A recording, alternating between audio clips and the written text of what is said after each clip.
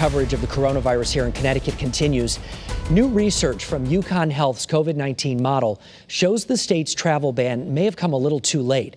The data shows people who entered Connecticut with COVID over the summertime helped drive up the number of cases that we're seeing right now. Joining us this afternoon to talk more about it is Pedro Mendes, a computational biologist with UConn School of Medicine. Pedro, thank you very much. Thank you for having me. Can you tell me first, what is a computational biologist exactly? Well, it's a biologist who studies phenomena using computers and models and simulations. So you've been breaking this all down. Go ahead. You've been breaking this all down now for quite some time, I imagine. Yes, I've been studying the COVID epidemic in Connecticut since March, since the beginning of the first few cases we had. Well, what have you seen, sir? Tell us about how your COVID-19 model works. Well, it is a model based on the way we know that epidemics propagate.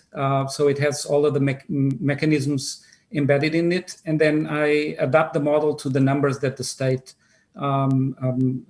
puts out every day. And I then also have a specialized version just for Hartford County so that I can then make a forecast of how many positive cases we're going to have here at UConn Health Hospital. Now, you may have seen just a few minutes ago, the governor said that our positivity rate today is over 6% again, the first time since June. Are you surprised by that, or does that go along with what you've been seeing and what you've been studying?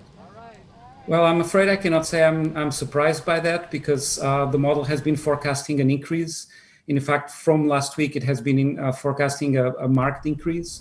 And so I'm afraid, unfortunately, this is what it appears that the epidemic is going right now.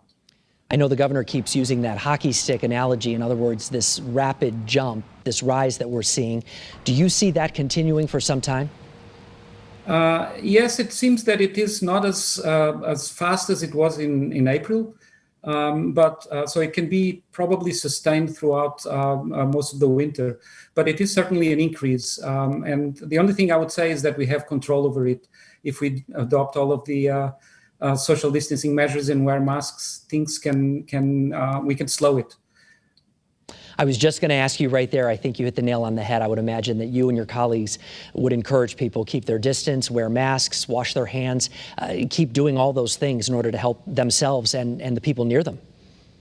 Absolutely. That's the crucial thing that we can do right now.